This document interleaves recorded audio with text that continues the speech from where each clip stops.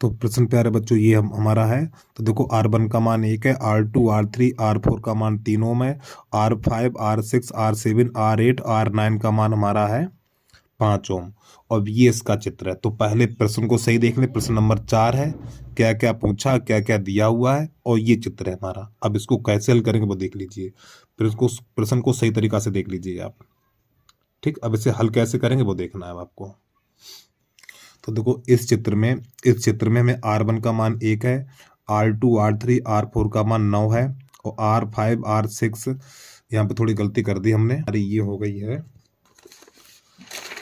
कहाँ चला गया पेन यार। देखो R5 R6 R7 R8 और R9 इसका मान 5 ओम है, और इसमें जो बैटरी लगी हुई है वो हमारी 4.5 की है। तो यहाँ से जब इसकी स्टार्टिंग करेंगे तो यहाँ पर लिखेंगे R2 R3 और R4, इनको जोड़ेंगे समांतर क्रम में। तो यहाँ पर नई लाइन से लिखेंगे हम, ज़रा ध्यान समझना है चीज़ को आप लोग। तो यहाँ पर लिखेंगे हम R2, अब प्रश्न को प्यारे बच्चों हल कर रहे हैं यहाँ से, R2 R3 और ये R4 को समांतर, यानी इन तीनों को समांतर क्रम में जोड़ने, समांतर क्रम में जोड़ने पर। तो यहाँ पे लिखेंगे 1/R बराबर, तो 1/R2 और 1/R3 और प्लस 1/R4। थोड़ा बड़ा सवाल है ये। अब इन तीनों का मान कितना देखिए, यहाँ पे 3 है, ये 3, R2 R3 R4 का मान 3 ओम है।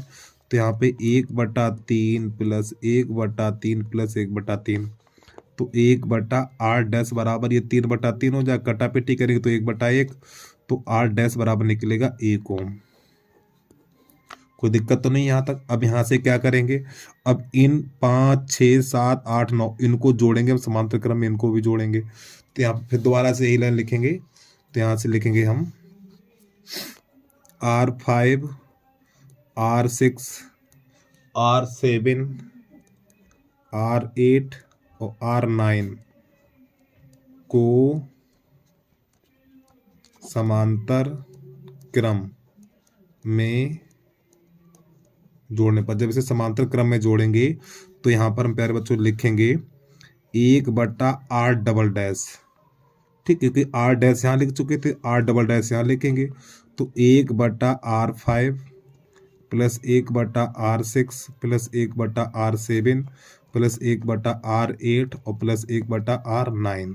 अब इनके मान कितने हैं, तो देखो 5 6 7 8 9 के मान कितने प्रश्न में देखिए 5 ओम है, तो यहाँ पे 5 लिख लेंगे। तो यहाँ पे हो जाएगा, अरे यार, 1/5 और प्लस 1/5 और प्लस 1/5 प्लस 1/5 प्लस 1/5, और प्यारे बच्चों ये हमारा 1 बना हुआ, ठीक 1 है ये। तो तो हमारा ये हर समान है, तो हो जाएगा 5/5, तो R/डबल डैश, ठीक, यानी 1/R डबल डैश, तो ये से कट जाएगा। तो यहाँ पर भी डबल डैश का मान 1 ओम निकलेगा, 1 ओम। अब यहाँ से क्या करेंगे देखना प्यारे बच्चों, इसका मान कितना निकला, इसका मान निकला है भैया, ये माना था हमने R डैश, क्या माना था, तो R डैश का मान 1 ओम निकला। अब ये वाला माना हमने R डबल डैश, तो R डबल डैश का भी मान 1 निकला। तो प्यारे बच्चों यहाँ पे लिखेंगे R dash R double dash और ये R1। तो यहाँ पे नई लाइन से लिखेंगे हम R1, अरे यार चलो ऐसे लिख लो R1 R डैश और R डबल डैश। अरे देखो ना क्या क्या, देखो ये R1 है, R डैश है और R डबल डैश है। इन तीनों को R1 R dash R double dash को श्रेणी क्रम में जोड़ने पर जब इन्हें श्रेणी क्रम में जोड़ेंगे तो यहाँ पे लिखेंगे। अब देखो इसके बाद प्यारे बच्चों कोई प्रतिरोध हमारे पास जोड़ने के लिए नहीं रहा, ये भी जुड़ गया, ये भी जुड़ गया और ये भी। अब इन तीनों को जोड़े तो इसके बाद हमारे पास कोई प्रतिरोध जोड़ने के लिए नहीं रहा, तो यहाँ पे लिखा जाएगा कुल प्रतिरोध। ठीक है, तो यहाँ पे लिखेंगे कुल प्रतिरोध,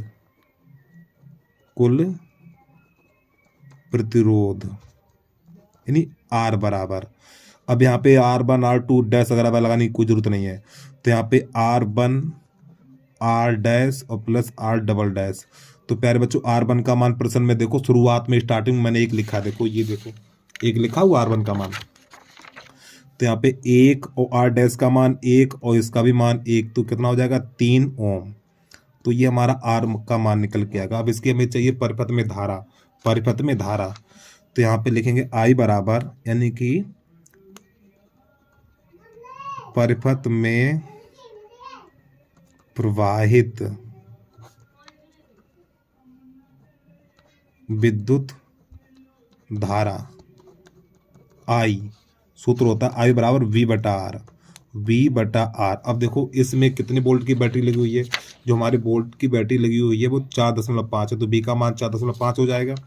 तो यहाँ पर लिखेंगे 4.5 और R का मान कितना है, R का मान 3 है, तो 3 लगा देंगे। तो जब इसका भाग लगाएंगे तो 1.5 एम्पियर इतनी धारा प्रवाहित होगी। तो प्यारे बच्चों उम्मीद है यहाँ तक आपको ये चीज़ समझ में आ गई होगी। ठीक है, पहले इतना नोट करिए, फिर इसके बाद थोड़ा आगे बता रहे हैं हम आपको, जल्दी से नोट कर लीजिए इतना। अब इसमें क्या क्या करना वो देखना, वीडियो को रोक के आराम से नोट कर लिया करो। अब हमें इसमें ये बताना है R1 यानी इसमें कितने विभवांतर है, यानी कि यहाँ पे थोड़ी हिंदी लिखेंगे, थोड़ा ध्यान समझना। तो इससे आगे थोड़ा हल करेंगे हम। प्रत्येक प्रतिरोधक के सिरों के बीच विभवांतर, के बीच विभवांतर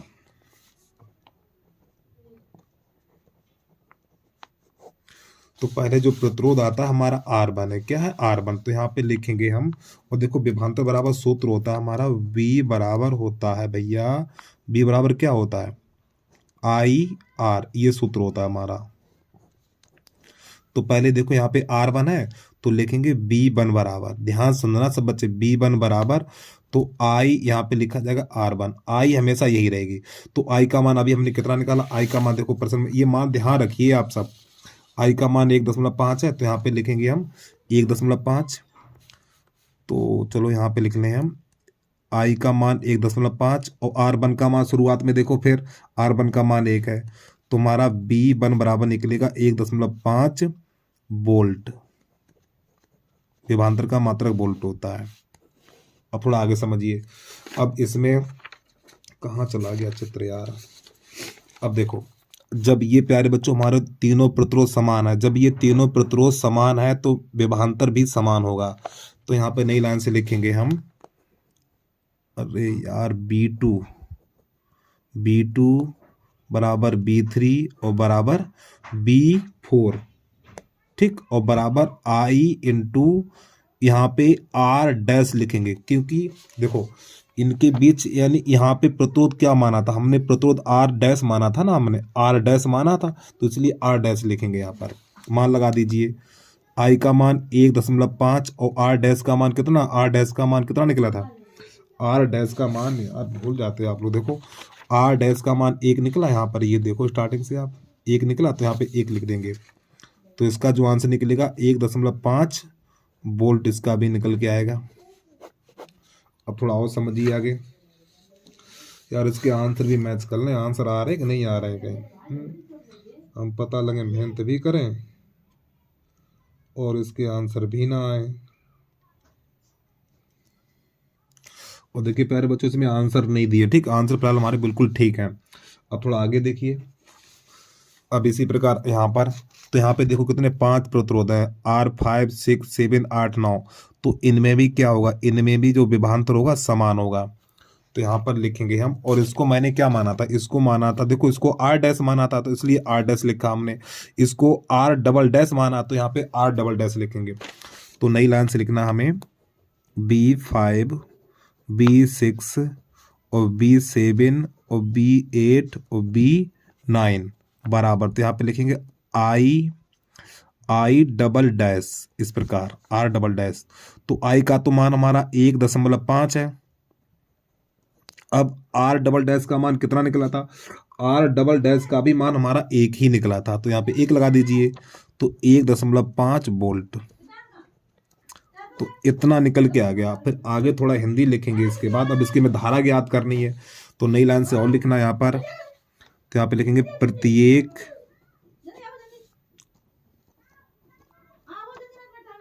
प्रतिरोध में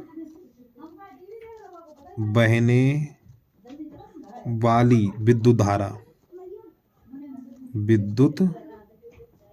धारा, इसको समझ लीजिए ध्यान से भैया आप। तो अब यहाँ पे बिल्कुल वही प्रोसेस रहेगी। विद्युत धारा का मान पूछा है, तो यहाँ पे सूत्र लगाएंगे I बराबर V/R। अब यहाँ पे ये वाला सूत्र काम करेगा।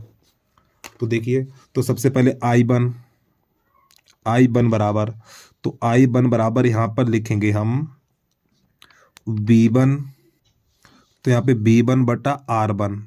और प्यारे बच्चों देखो V1 का मान कितना है, V1 का मान 1.5 है हमारा, 1.5, तो यहाँ पे लिखेंगे 1.5।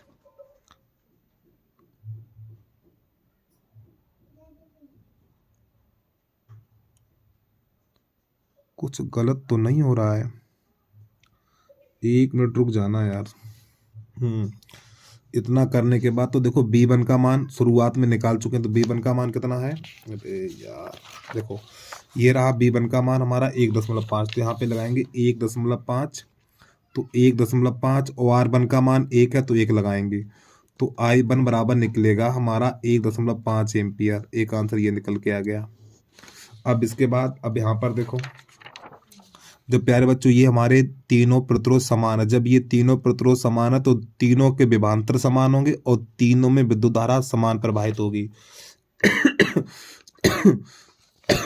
तो नई लाइन से लिखना हमें I2 बराबर I3 बराबर I4 बराबर, यहाँ पे लिखा इनमें से कोई सा मान लिख लो, चाहे B2 लिख लो, B3, क्योंकि तीनों मान बराबर है, तो यहाँ पे लिख लो B2 और बटा, जब यहाँ पे 2 लिखा तो यहाँ पर भी R2 लिखेंगे। अब B2 का मान प्रश्न में देखिए, B2 का मान हमारा यहाँ पे 1.5, कितना 1.5, तो यहाँ पे लिखेंगे 1.5 और R2 का मान कितना है, R2 का भी मान 1 है। देखो R2 का मान, अच्छा हाँ R2 का मान ये रहा, तो R2 का मान 3 है, कितना 3 है, तो यहाँ पे 3 लगाना हमें। चलिए इसको हल कर दीजिए। अब जब इसको हल करेंगे तो हमारा हो जाएगा 0.5 एम्पियर। एक आंसर ये निकल के आ गया।